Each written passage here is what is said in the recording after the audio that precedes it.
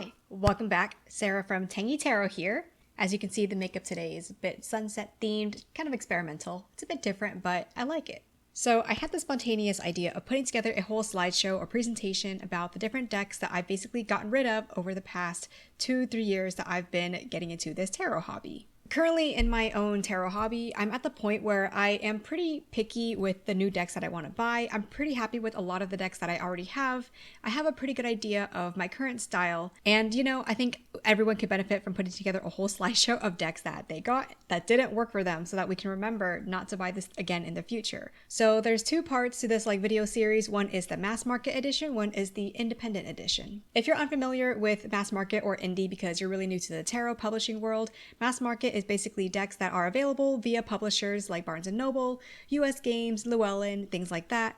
Independently published decks or indie decks are decks that are published, independently of a book publisher or a tarot publisher. So people who do create indie decks, they usually are going to the printer themselves instead of going through a publisher. They're doing all the coordination with the printing themselves, and they're kind of packaging it up and getting it out to customers themselves instead of using a publisher to do so. So this version is the mass market edition. There's also going to be an indie edition also coming up on the channel. So yeah, let's look at some decks that I've gotten rid of in 2020 to 2023. All right, here we are, decks I've gotten rid of 2020 to 2023 mass market edition. Let's get started. So one of the first decks that I've bought and gotten rid of is the Neo Tarot. I bought this probably in August or September 2020, so this was one of the first decks that I bought.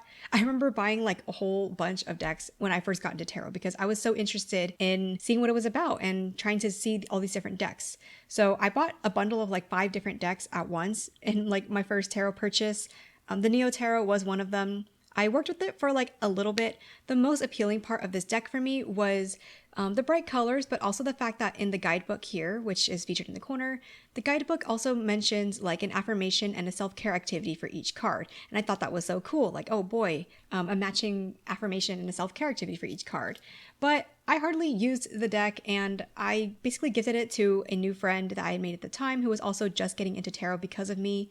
I figured he might like it more than I would. So I was like, you want to just have the deck? And he was like, yeah, sure. So the Neo Tarot, pretty colors, cute shapes, cool guidebook idea, but ultimately wasn't my vibe. Also, it was slightly annoying that the guidebook here is glued into the back of the box. So I did try to rip the book off of the box. It made the back cover a little bit janky, but my friend was okay with that. So if you get the Neo Tarot, just be warned, that's a thing. The book is glued to the box.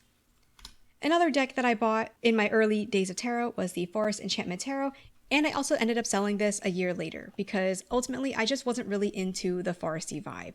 I also found that this deck just featured a bit too many white people for my liking.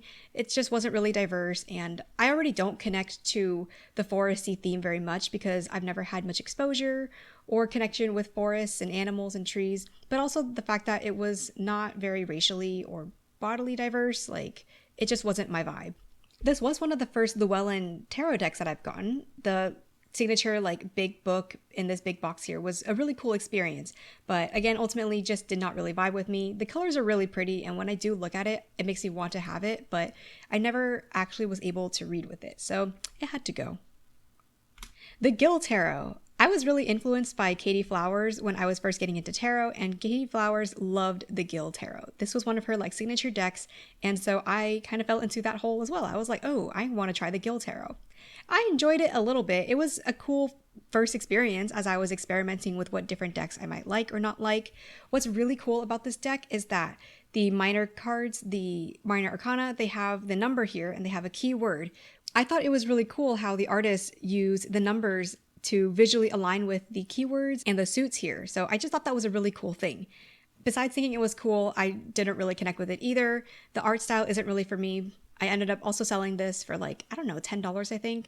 But it was cool to experience it. It also had to go. The Modern Witch Tarot was another one of my first 5 or 6 tarot decks that I bought in that first bundle of tarot decks. And this was my own version of a Rider-Waite-Smith study deck.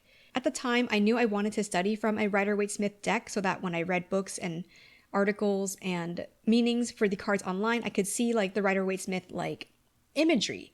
But I didn't want to go with the actual Rider-Waite-Smith, so that's why I went for the Modern Witch. And this is a really popular deck for young people getting into tarot, and I also was a part of the people who also had the Modern Witch as one of their first decks. I think after a year or two, I was pretty done with studying it, so I didn't feel the need to actually study it anymore. So I basically gifted this to a friend and she really enjoyed it. I also could really not get past the crappy cardstock. The cardstock is so thick, it's like plastic. It was so hard to shuffle, and I'm just not about that life anymore. I need to have cards that I can shuffle and that aren't gonna like make my hands hurt when I want to shuffle them. So Modern Witch, really pretty deck. I wish it was printed on better cardstock. I'm done studying, so it went away as well. The Prairie Majesty Oracle was one of the first decks that I backed on Kickstarter in 2020.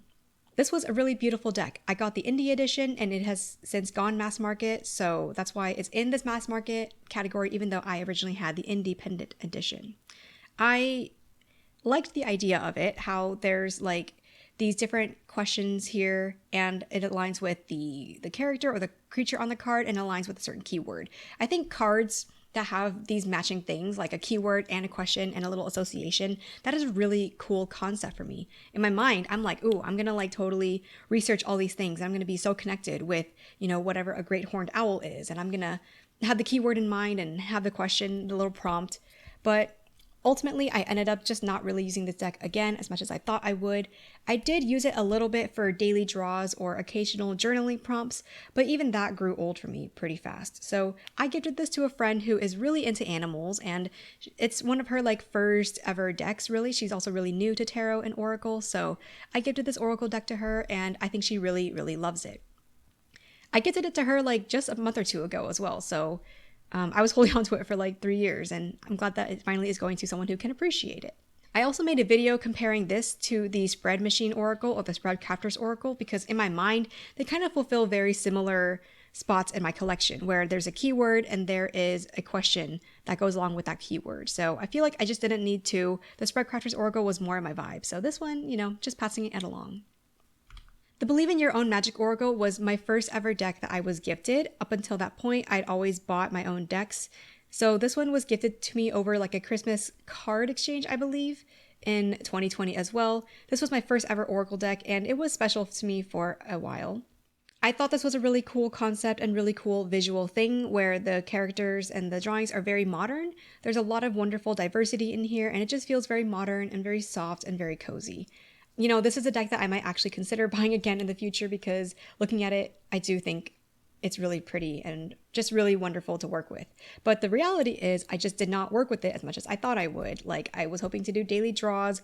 I was hoping to use it in readings with other people. And I have used it in a couple readings with other people, but ultimately just did not get as much use, and I wanted someone else to be able to use it more. So I gifted this to someone in Canada, which was awesome because I don't think she had much access to tarot or oracle decks that are mass market because it's so pricey over there. So I gifted this to her, and I think that she really enjoys it. It's her first oracle deck as well. The Darkwood Tarot. So here's the story behind this deck and why I thought I would like it. I thought I was going to get into like this goth idea, this aesthetic and subculture and stuff. So I got this deck hoping that it would tap into that inner goth wannabe part of me, but honestly, it just did not. I got it and I was ready to sell it like pretty soon after. The characters are all really skinny and very gaunt, and I know that's the art style. It just wasn't a style that like really clicked with me. I've never really been interested in this art style, so I wish I had just saved my money and not even gotten this deck, but I got it. I had it for like a week or two and I sold it. So not my vibe, not my aesthetic. Cool deck though. The Tarot of Mermaids. This one has a short story. I was getting in this at the same time that I was getting the Mermaid Tarot by Lisa Robertson. I was interested in getting a mermaid type tarot, and the one by Lisa Robertson is a lot more vibrant and I want to say a bit younger, like the creatures, the people are a little bit younger in there. This one just really isn't my vibe. The Mermaid Tarot was more my vibe, so I was able to sell this one as well. I think the colors here are really pretty. I really like the soft ways that the colors kind of melt into each other or contrast each other. I would be curious about this one in the future, but I also know that I wouldn't reach for it enough to actually read or do anything with it. The Halloween Tarot. So I remember buying this because similar to the Darkwood Tarot, I was like, ooh, maybe I will finally get into like gothicness and Halloween and like dark stuff like that. And I had this deck. I used it like maybe a couple of times. 1 or 2 years later, I finally sold it. No, I gifted it to someone actually. I gifted it to someone in my witchy server. I've never gotten much into the Halloween spirit. I think I can appreciate it, but I don't really get into it. It just doesn't really resonate with my soul. I was hoping that this deck would get me into the Halloween spirit, but it never like unlocked that secret Halloween spirit in me. So I just gifted it to someone else. The Zillich Tarot. I got this one because someone on Facebook had mentioned that it paired really well with the Reclaim Oracle. And the Reclaim Oracle is one of my favorite decks. So I was like, okay, let's try getting this one too because the watercolorness is so pretty. And I think visually it is so pretty. I am absolutely in love with like the watercolors, how there are some like defined lines like in these court cards here. Some of them are very soft, like in this 9 of discs here. But ultimately, I never use this deck because I realized that it was a Thoth style deck, and I don't read Thoth, I read Rider-Waite-Smith. So earlier this year, I committed to finally trying to learn at least what the court cards meant. And I don't understand what the princess and the prince and the queen and the knight, I don't understand what their differences are. I've looked up a couple of articles and I've tried to read the book provided with the deck on what these court cards are, but I don't really understand them. So I'm like, you know what? That's fine. I'm a Rider-Waite-Smith sort of gal. I'm gonna gift this deck to someone else. So hopefully they're enjoying it a lot more than I did. The Little Prisma Visions Tarot in a tin. I think even though the regular size versions of these are like indie edition, I'm putting this one in the mass market edition because I think this one is available on Amazon as well, which qualifies as mass market in my opinion. This one's like 20 bucks, so it's definitely within like mass market prices. I have the Prisma Visions regular size, which is regular tarot size. The mini version, not only is the art really hard to look at because it's so small, made on smaller cards, but also the cardstock was absolutely unshuffleable. It was so hard to shuffle. I can only overhand shuffle. I couldn't riffle shuffle. And riffle shuffling is my favorite part of working with a deck and doing readings with it. I shouldn't have gotten this. I already have the regular size. The art looks better on the regular size, so the tin, I'm just gonna sell it. The Spirit Song Tarot. I bought this secondhand off of one of those Facebook groups. The person who sent it actually had trimmed it already, so it didn't have like these borders around the side. It was much smaller. I thought it was really cute. The corners were all rounded and stuff. This was a deck that I was curious about, which is why I decided to get it. But after getting it and looking at it in person, I found the art a little bit too busy. So when the art is too busy, I definitely get a little bit overwhelmed, a little bit almost scared because it's like, oh no, like I better look at the whole card to make sure I don't miss any detail in the art. It's just too busy, a little bit too decorated for my taste. So I also ended up gifting this to someone in the Witchy server, and I'm sure they're having a great time with it. This creator does make really pretty decks. I wish I had a tarot library accessible so that I could just borrow this deck and use it without the burden or the commitment of having to actually own it and keep it around. The Moonology Oracle. I remember this was the first oracle or the first deck that I bought like in person. I had made a meetup with some local tarot friends like a couple years back, and I saw this deck in person. I was like, you know what? I'm going to buy a deck to commemorate my first meetup in person with my fellow tarot nerd friends. So I bought this one. It was like 15 bucks. I had this idea that I was going to start incorporating more moon energy and more like astrology meanings into my own divination practice. I ended up not really doing that. Like I did start off by writing down like what the new moons and the full moons for the year was. And I wrote down like, oh, when is the new moon in Virgo? When is the next like full moon in Capricorn? And I would try to pull a card and set an intention, or at least pull a card and do readings based on that card, but I fell off the bandwagon for that pretty fast. Like I could not keep up with it. It just did not connect with me. It didn't make me feel like I was doing anything different. And I was also hoping that I could use these for like the pick a card readings, you know, like pick a card reading in the new moon in Virgo. Like what do you need to give rather than take, I guess. But again, I never got into that. So Moonology Oracle, had it for a couple years, barely used it, gifted it to someone else. Goodbye. The BuzzFeed Oracle. I bought this on a whim in a Barnes & Noble because it's like 10 bucks. And 10 bucks for this whole stack of cards was a really good deal. This is such a cute little deck. I will say the box absolutely kind of sucks. It's this plastic like tuck flap on the top, and it's just not fun tactile wise to work with or to open. This is a really cute deck. I saw Charmed Intuition Tarot use this a few times as like her pick a card readings, and I just thought it was so cute. I was like, oh my god, I'm totally going to incorporate these meanings into my own like tarot practice the same way. But yeah, as you can guess, I have not used it much.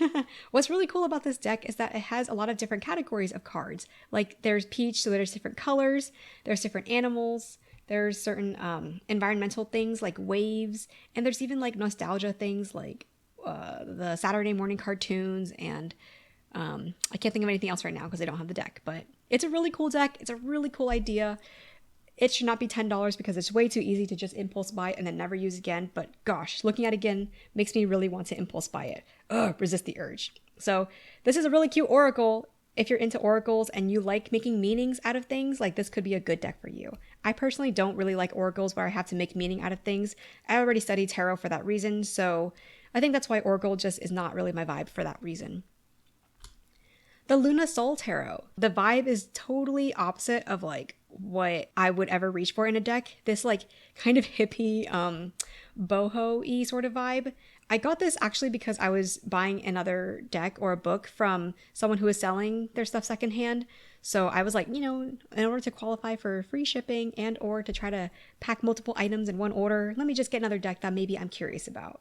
This one, definitely, I did not need to get it at all. I definitely gifted it within like a month or two after having it because, again, the vibe, just not my vibe at all. I'm not really into foresty stuff. I'm not really into grassy, flowery boho energy. But I think the person that I gifted this to is enjoying this. So yeah, you know, pros and cons. Someone else is enjoying it. The Luna Soul Tarot. The Happy Star Tarot. This one is a weird deck. So there was only one walkthrough that I could find of this deck when I bought this. And I bought this secondhand from someone on Facebook because I was already buying like one or two more decks and I wanted to just try out new decks in addition so that we could pack them up in the same shipment, things like that. This is a weird deck. I saw only one walkthrough. It was from Toadstool Tarot, and he showed that some of the cards, the minor arcana, they're like reversed.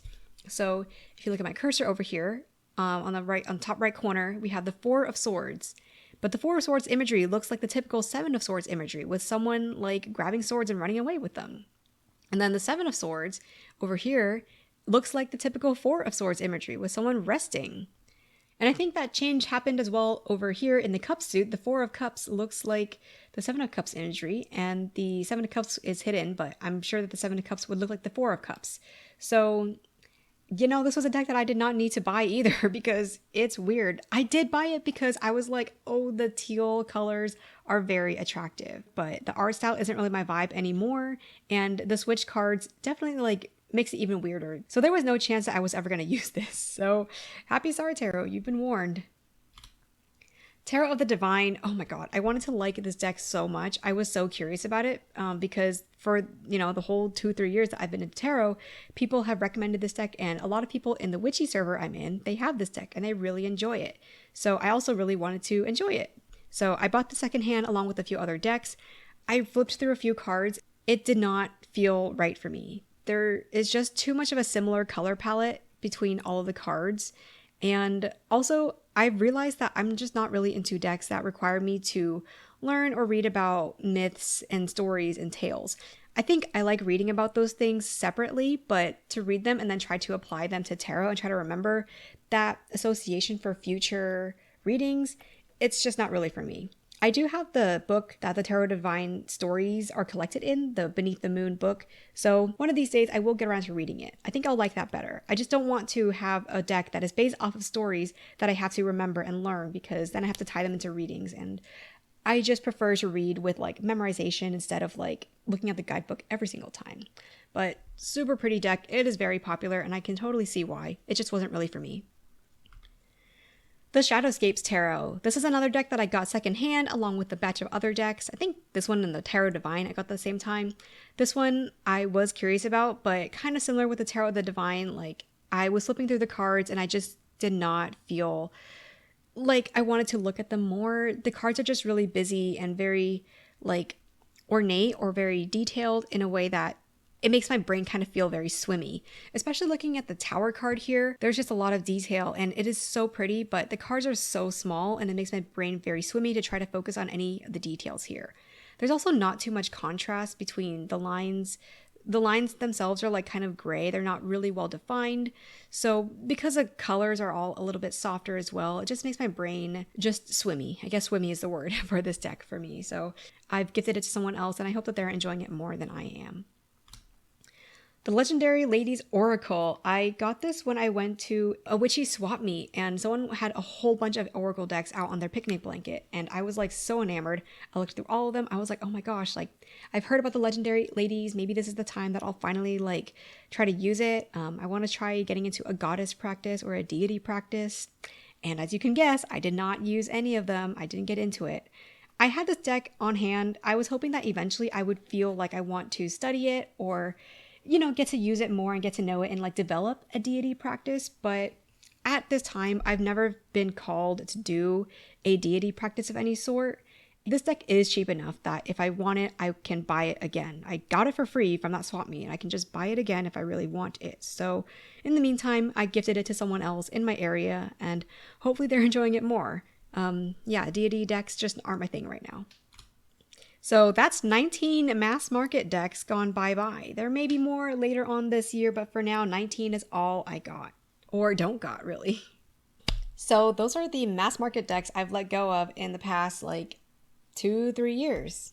And for people wondering how or where do I get rid of decks, basically I would get rid of them by selling them or giving them away either on tarot like buy sell groups on Facebook. I'm also in a witchy server and so occasionally I will just offer up some of the decks that I no longer want to use, honestly as a gift to anyone in that witchy server because I just like to spread the love and spread the generosity for other people to have these decks and enjoy them. Or I might gift or sell them to friends who are in the area because I do have a decent amount of tarot friends in the area as well. So if you're trying to get rid of decks as well and sell them, like definitely check out buy sell groups on Facebook. That's where I've gotten the most of my sales and trading done. So after looking at all these decks, one of the key takeaways is to really think through purchases. Make sure that if you want to buy a deck, really think on it and make sure that it's something that you genuinely want because you would want it and not just something that you only want because you see people on Facebook or YouTube talking about it. Because again, when we see other people talking about things, it can make us want to buy those things as well. But our own relationship, our own tarot practice is going to be different than these people's. So just make sure that the deck that you want to buy would fit into your own practice as it is right now. And just make sure that you can afford the time and energy to rehome the deck if you do have to get rid of it.